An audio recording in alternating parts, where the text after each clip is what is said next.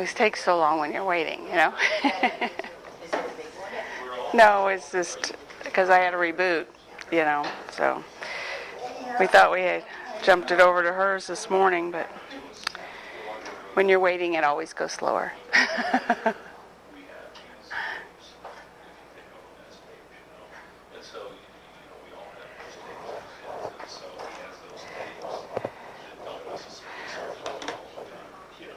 Some of them serve it really well, and some of them, they don't serve it well, and so that's kind of hard because that's fundamentally who we have become, and so it's hard to really change that.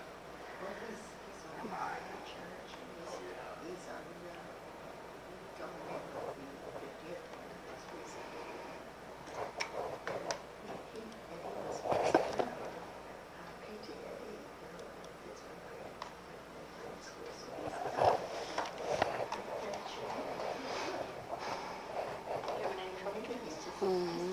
I don't know. I think I'm trying to. There's a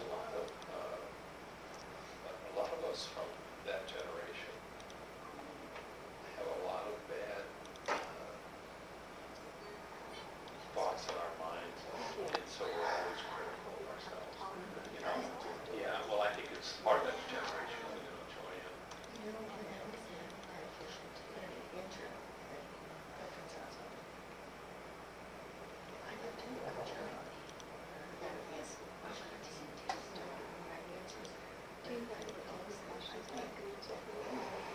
Okay, I think we're kind of ready.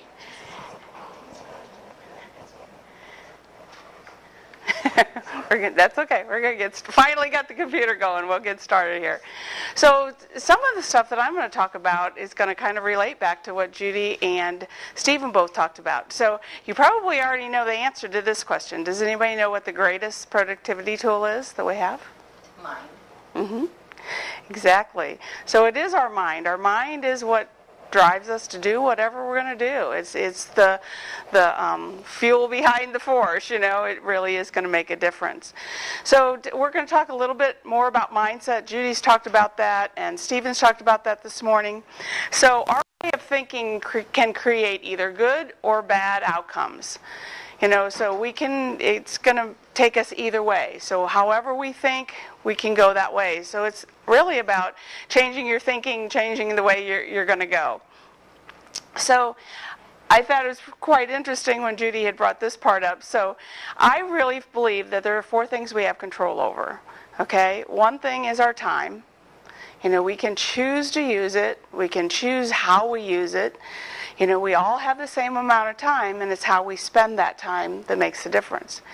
Our energy is the same way. It's how we spend our energy, how we use it. Do we hire employees to do part of that stuff for us? Do we do we do the things that we love that gives us energy, or do we do the things that we don't like doing that zaps our energy? And then money, which is affected by both the other two, the time and money. And then the last is our behaviors and our attitudes. And again, how we think is how we will work a lot of times. So it really is about how we think about things, going back to with what Judy was just saying about knowing and where are we coming from, and and how we really want to behave can make a big difference. So we can't always see what's going on in that brain, So the brain is kind of like an iceberg where only the surface is only about 10% of our conscious mind and 90% of our subconscious mind. So our conscious mind is the choice to come here today, the choice to get up at whatever time, the choice, the clothes we put on today, the choice to have a good attitude, to be involved, not to be involved. And the 90% is the subconscious, which a lot of times gives us no choice. We do things and we react without thinking about them, without consciously being aware of what we're doing. So this is really where a lot of those self-limiting beliefs come in, and if we don't start making ourselves aware about what are those things that are holding us back, then we can't change them. We can't, they'll just be that underlying toe down there that's going to kind of constantly be at us and constantly changing, where we might have success out here, but we never can get there because we have these things, these limiting beliefs, these drivers or behaviors that we're not being true to ourselves and not being aware of. And a lot of them come from, as Judy said, from our background, from our history, from our childhood. Somebody told that we couldn't do that, or you're too stupid to do that, or why do you believe you can do that, or all those little things. And it can be something very simple, but we could have taken it, internalized on that, and so that's still there. And unless we can really bring it up to the moment and say, well, that's not who I truly am. This is how I truly am. That's going to make the difference. So Albert Einstein, of course, I love this, insanity is doing the same thing over and over again and expecting different results. So we can say we want to go out there and we want to, double our sales next year, but if we do the same things we've been doing all the time, we're not going to double those sales. So we have to do things differently than we've looked at before. So it's really about being more aware, and of course this morning's being aware of that, being aware of ourselves, being aware of our surroundings, so that we can change those things that really need to be changed. So one of the things we do have control over is thinking about what we think about and changing our mind. Correct. And I think the biggest part is really thinking about what we are being aware of what we're thinking about subconsciously. What is that that's holding us back, and what is that that's driving us to be in some type of behavior that we have. And so then we're more aware of it, then we look and make sure we're doing the motivational part of it so that we can change that and be on the other side of that. So I call it the head, the head trash, but it's that self-talk, it's those head tapes, that's all those subconscious things that, why do you think you can do that? Well, I've tried that before, it didn't work. I know I can't be as good as Bill is because he's so much, more of this or that. Judy is so much more outgoing than I. Why should I think I can do that? And it's that self-talk that really affects the way that we are. So it really is about being motivated and being able to motivate, be that self-motivation, and be able to realize, is that motivating us or is it demotivating us? That self-talk can go both ways. Yeah, I'm really good at that, and I can do that, awesome, but I can't do that, and I'm not good at that, and I'll never be good at that. So it can really take us up or it can take us down. So it's really about being open, and that's what you are all here today to do, is to be open and look at things a little differently, so that we can make some changes and be more effective in what we're doing. And then the next is being willing. It's one thing to be open and say, oh yeah, this all sounds really good and great, but are we willing to do it differently? Are we willing to really do that self-internal look and really say, okay, I need to put some new actions in place? So that's really what it's about. So we really want to focus on our own strengths. This morning, with your brain pathways, we've learned a little about ourselves, probably not a whole lot that we didn't already know when I started reading that report. But it's really about learning and understanding where our strengths are and where our weaknesses are. And we want to be able to build on those strengths and use those strengths in a way that will propel us to where we want to go. So I want you to think about, climbing a rock. Has anybody ever done rock climbing? And I've not. You have? Okay. All right. So I have not. But I had a friend who just did one of those, climbing walls, and she said it was really, very interesting. She goes, in the beginning, she's reaching up and, pulling herself up, and she was getting really tired. And when, somebody said, push with your feet, push with and just let your hands guide you, and push with your stronger muscles, that's going to leap you forward. She said it was a totally different experience for her. But for her, she thought she had to reach and pull herself up, but our legs are so much a stronger muscle that by pushing herself up, she was just using her hands to really guide and hold on and secure herself. So it's really about really understanding what our strengths really truly are so that we're using those and not using our weaknesses in a way that is taking us off track or making it harder for us, really, in a lot of ways. So I'm really all about natural, what I call natural productivity style. And we have our behavior style, and it's going to relate a lot to what you've learned through Stephen's program, but it's really about what comes natural to us. Our true personalities, our talents and our strengths really make the difference in our productivity. It's our working process, our thinking process.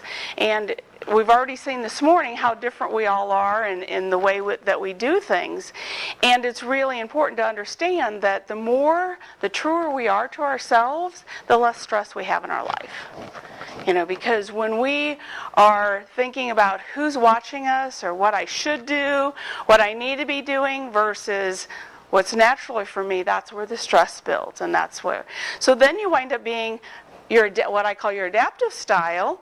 And so then that's when, we think people are looking at us or what they're expecting instead of what we're expecting and what we really want. The way we feel like we should do, need to do, all those type of things. So the closer you can keep your adaptive and your behavior and your natural styles together, the less stress you have in your life. Any questions about that? So, yeah. Kind of tie back into what Judy said. Mm-hmm. I can't say it as eloquently as she, but this adaptive style issue, is that, is behavioral style inside out, Judy, and adaptive would be more outside in? Right. Is that in your, okay, I just wanted to be sure. So, so if I understand what you're saying, Kathy, is that we should seek balance in those two? Or No, we want to be truer to ourselves. okay. So if the truer we stay to ourselves, the less stress we put on ourselves. Because when we're going against what our natural style is, then we're adding stress to our life, and we're doing things for the wrong reasons. And the other thing I would say about the natural style is most of us haven't actually reflected on our natural style. We're not aware of the fact that we've become cynical, for example. Like if you take the natural style of a kindergartner and you ask a whole group of kindergartners, can you sing and dance? Everybody raise their hand. Pick me, I can. But we have lost that. We've become cynical. We've thought, oh, well, I'm not a good singer because I'm not as good as Celine Dion or something. And so we've lost sight of our natural. I see. And another thing is I think for me personally, it's what I should be doing. I should be active. I should be out there and networking with people and doing that because I'm a business owner, and that's the last place I want to be. It's just not. So the truer we are to ourselves, the better we can be. I mean, the thing of it is, we are bombarded by things, advertisements that suggest to us that our natural style is not good enough. Right. Right. Right. I mean, you turn, whether you're on the radio or TV or whatever, be like this, be like this, be like this, be like this. So no wonder we're so confused. Right. You know? Right. So when we're talking about work style, it's, how do you work? What is the best way? Are you sequential? Do you need to have that step-by-step process? Do you make decisions? Are you really, snap decision maker? Or do you have to think about things and process things? So we're a little bit different. What kind of environment do you need? Do you need it to be really quiet? Do you need some soothing music? Perfect example, I was in a workshop one day, and it was time for us to do an activity, and the facilitator went in and put on some really nice, classical music. It's very low, nothing, and I loved it, And the gal next to me, who is a good friend of mine, she like almost went berserk. I can't stand that. I can't stand that noise. And she's, the one that's all hyper, and you would think that she would love that. But for me, it was very calming, and so it made it, very apparent that wow, we were so totally different, and that little bit of soft music was distracting to her. So it's really that we need to understand what we need in our environment that's going to make us more productive and allow us to be more natural. Do we need music? How do you think? Do you need all those details? Do you need all those details first? Or do you need to know where you're going and then get the details? Now, perfect example of that, I had an employee who I want to know where I'm going and then tell me the steps how to get there. I need to know where I'm going and understand where I'm getting. You can't give me all the details first, because then I get lost and I lose track, and but she was the detail person. She wanted to give me all the details, and we had to learn how to communicate. Let's talk about the end product. Everybody's okay, and then I can handle the details, because then I want to know the details. But if I don't know where I'm going, you've lost me. I don't want to even go there. So it's really, really important to understand how we think and how we need to do that. So, when you have a project to do you jump right in? You're just ready, you're just going to go and see where it takes me. And that's where a lot of, some people are. And other people, no, I need to have it all planned out totally. And other people say, okay, I just need a little bit of a plan. I just need to kind of know what direction I need to go, and I can swing within that. So it really is understanding who we are so that we're making the best of our strengths and making sure that we're doing things that fit us. We'll see you next week, Stephen. That's okay. See you, Steve. Take care, buddy. So asking yourself, does this really work for you? Does this environment I'm in, is the way I'm doing things, processing things, does this really work for me? Or do I need to change that? And does it, work for those around you? So, you don't want music blaring when you're in a cubicle and the next person over, is, can't stand the music. So you do have to understand, so maybe it's a time that's where, I have tell people, some of my customers, our clients, is that we had one group of people, and I said, let them wear earphones, let them wear that and have that music, but because they all had cubicles, and it was really distracting for some. And I said, is there a problem? And it really makes a difference. So you have to be aware of what yours is, but you also have to be aware of how it could affect other people. Yes? Kathy, does it hold true for all projects, or can you do a project and enjoy music one time, but if you had another more detailed project, you couldn't stand music? Oh yeah, that possibly true, and it's really just really up to you. And and maybe it might be when you really have to have some concentration, and maybe working on, especially for Rhonda, if she was doing her numbers and doing the bookkeeping, she probably would not want anything because she would have to be so focused. Where other times, if she was doing something that naturally she likes, she might enjoy the music because it helps her flow along better. The natural style will change. Well, the natural style is not going to stay, but it doesn't change, but you're going to have different degrees, and things are going to work differently for different things. Does that make sense? It's not a one-size-fits-all. Right. So what do you need? We're all different. Even though we're all the same, we're all different. So it really is about finding who we are in the midst of everybody else. Who we are, and staying true to that person. So our self-awareness and our belief system really affects how we produce, how successful we are, how much we get done. It really is about the subconscious coming forward, and then also, which is our belief system, can I do this, will I do this, and not just that we should, need to, all those type of things. So working naturally, this was one of my clients' statements, and I just thought I just really wanted to share this.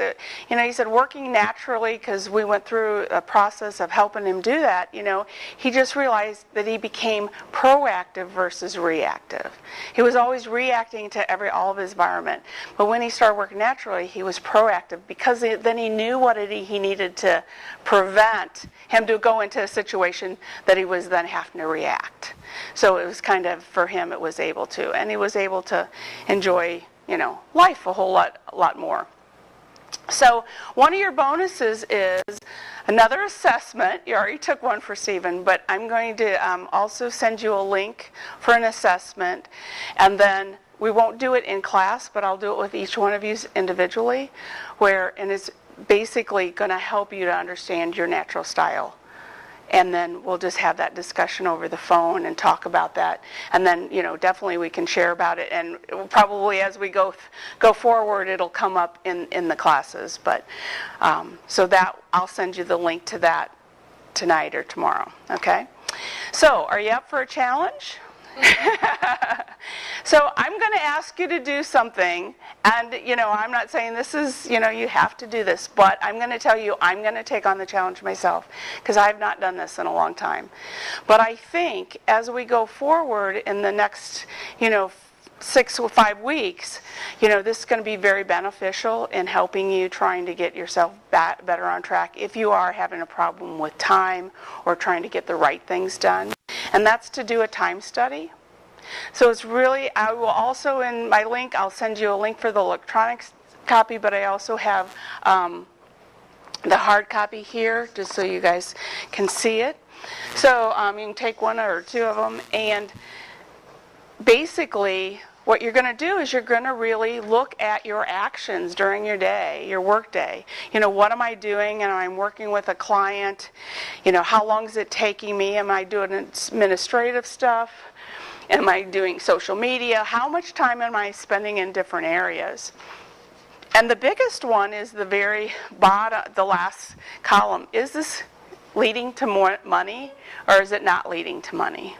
And it'll be very interesting. I know when I've done it before, it's very self-aware to be able to really see where we think we know where our time is. We think, oh yeah, I know I spend this percentage, but it'll be, this will give you a really good insight as to where you spend your time and where that goes.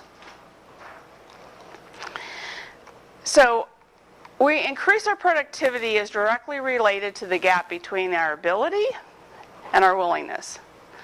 So to improve one's level of performance. So really, again, it's about willingness. It's about willing to look at all these things that we have that we're going to go over the next 6 weeks, really looking at them, figuring out what ones need to affect us, which ones we need to really work on, and don't try and do it all at one time. Little pieces at a little time, right? So you have all the power. So basically, you have the power to do what you want to do. We're going to, in the classes going forward, I'm going to really give you some actual, we're going to talk about procrastination and interruptions. We're going to actually talk, in my section, we're going to actually talk about some action steps that you can do about being organized, just some different things that might affect each one of you. And if there's something particular, we'll do that. So the next thing, and we're going to do this each week, so I'll give these to you at the beginning of the program so that you can keep notes on those as we go. And this is called what I call the what process.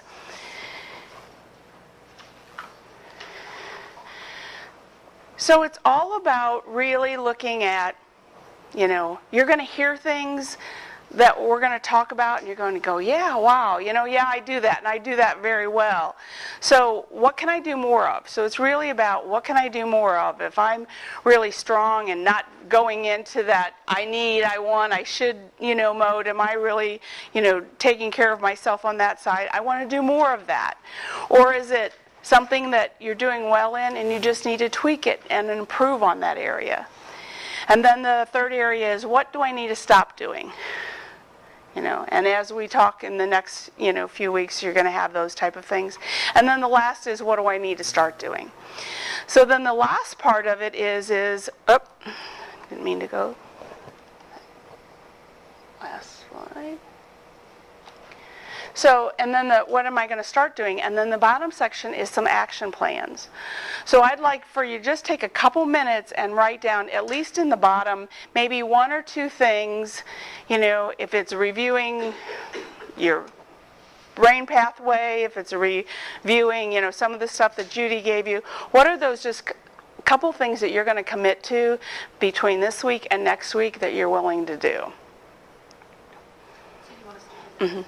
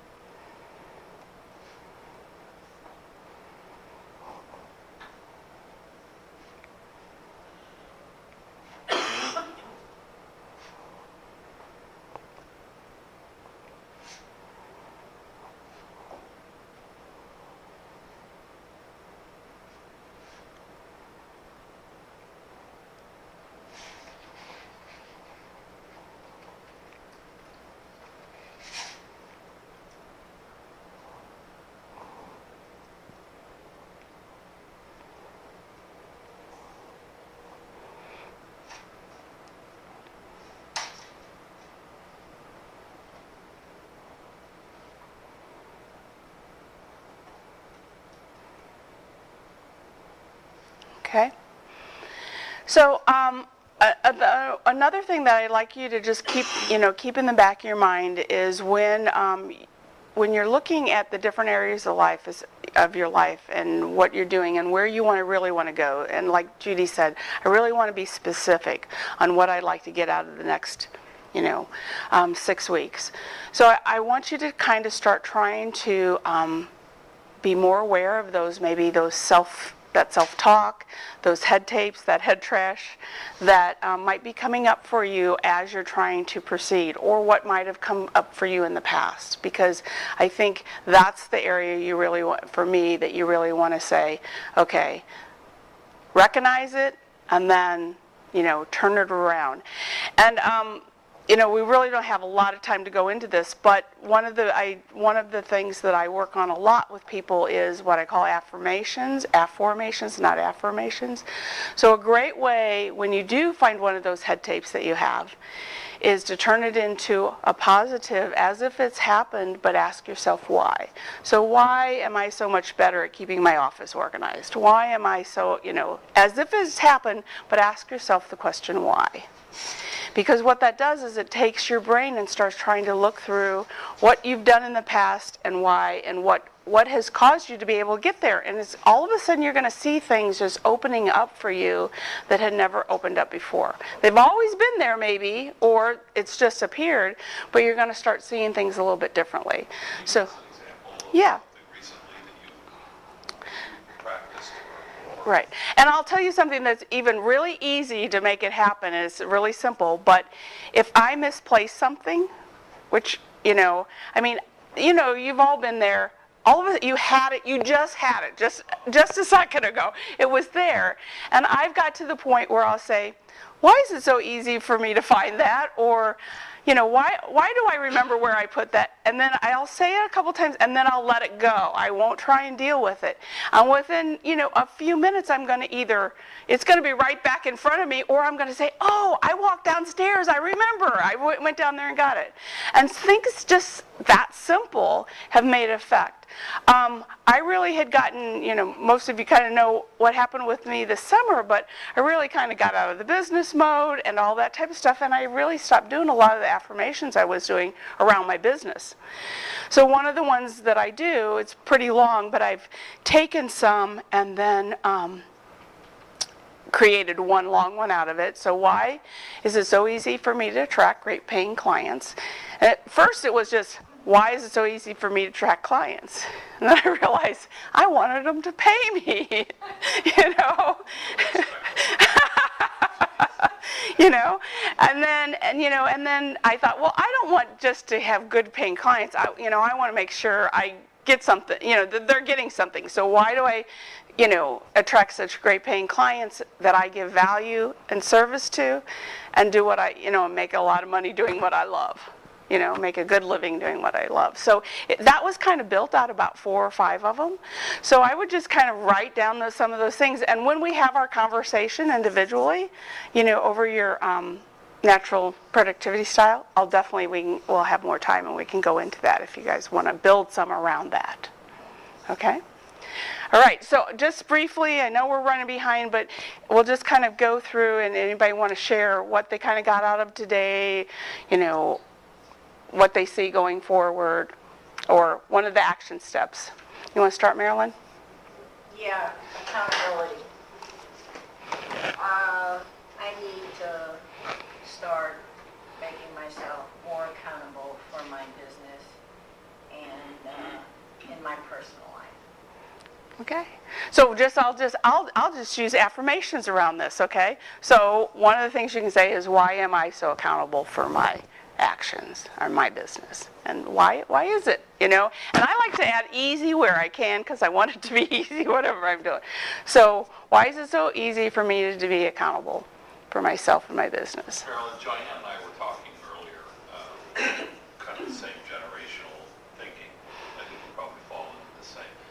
A lot of our paradigms were around what we can't do. Mm-hmm. Don't do that, you can't do that, you're bad if you do this. Mm-hmm. And so I think that's a lot of what Kathy's trying to tell us is we have to turn those paradigms around, because they're not particularly beneficial for the most part. Okay. Tell us what we can't do, not what Yeah. can we do.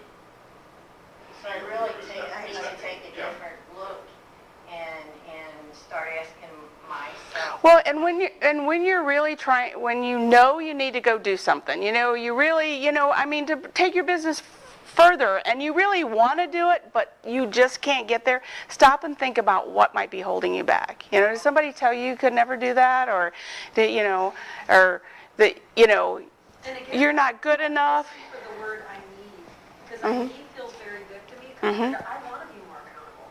Right. Not I need to be, or should be, or ought to be more accountable. That all feels heavy. So when you choose for something, you're saying, I want to get more accountable. Right. I wonder how it's so. Why is it so? Why it's so easy to be so accountable? Yeah. Or hey, even I'm going to. Right, yeah. So Rhonda, what about you for today? Gosh, there's so much, so much awareness raising on so many different points. It's like when your whole body is in alignment and then you have that one little pinched nerve or something. It's like, I knew that there were some things that weren't quite in certain little situations and moments that I'm not feeling happy or inspired, and I feel like I'm on the cusp of trying to really smush those little negative spots out. It's kind of hard for me to verbalize it, but I just, be more aware of where I'm getting stuck, when I'm following others' paths rather than my own. Just so much awareness raising this morning about where things aren't flowing. So why is everything so flowing so easily for me? So that's an affirmation you could do around that. Judy, do you want to add anything? I learn every time I listen to you and Stephen, and everybody in the group brought good points to my mind. So I learned a lot of new things. I think the things that I want to share is just that I'm going to review these tools, weekly log, the what process. I really like the what process. I want to notice where my head trash is and reframe it, and I want to look at the brain assessment to see what I want to let go of because of what I just don't do well that I'm trying to make myself do. Right. What about you, Bill? I jotted down the words inside job, and that it really all begins with the inside job. And so, I always kind of intuitively knew that, but I like that description. Success is an inside job, as an example, I guess. Right. Well, I think I have to really decide to be specific about what I really want to accomplish out of these 6 weeks. Right. And I have an affirmation. Okay, yes, affirmation, yeah. Why do I have all this time to accomplish all the things that I have to do. I want to do. So why is it so easy to me to find the time that I need to accomplish what I need to accomplish? I So find myself and I keep thinking, social media takes so much time, and then volunteering, it takes so much time. How much time do I actually spend on my business? so why do I have enough time to do the things I really need to be doing? Right. That's could be your affirmation around that. So why do I have enough time to do the things I really should be doing? It's with other Or how people. about, why do I have the time to do all the business things I want to do? Mm-hmm. Not should do. Mm-hmm. Well, it's with the teacher, you work 24 hours and 23 hours a day. But I did that for so many years, and one of the things I did, when I said, I'm gonna read the paper in the morning. Okay, for a while we had papers every day. Well, now we have it just on the weekend. I'm gonna do this. I'm not gonna work after so many hours in the day. I'm gonna sit and watch television with my husband, rather than me being in one room and he's in the other room. And, you don't have enough time. So what I would say is pick one of those. Pick one of those things that you really been wanting to do, that you've been wanting to squeeze into your time, and that's either not working past 6 o'clock or not 5 o'clock or whatever, or that you're taking the time for yourself to sit and read that paper. Those are the things that I think if you could just say, I want to accomplish one or two of those, then you can take the process that we're using and giving you ideas, and how does that relate to that? Because if you try to relate it to all this, you're going to get lost in the whole mist. So if you can, like Judy kept on stressing this morning, if you can pick, okay, I want to affect a couple areas, then you can see how that really works and how that process, and then you can take it to other areas. But if you try to do it on too many, so I'd pick one of those things that you've been really wanting to do but not being able to accomplish. I make time for that. Yeah, but you're working till what time? I fix supper. Okay. And then Okay. sometimes I go back and do it, sometimes I don't. Okay. But then I feel pressure during the daytime to accomplish all the things that I have to do. So Yeah. I Yeah. just have to say, Okay. I don't know how accurate this is, but, and I frequently run across this joy-in with women more than men, and I don't know why, but I think women tend to think of things in being perfect, and I try to coach them to just make progress. And so, part of it, I think, is just rearranging that in your head, because, I think some of this is just imagined by you. Because you are so good. You are so good. You do so much.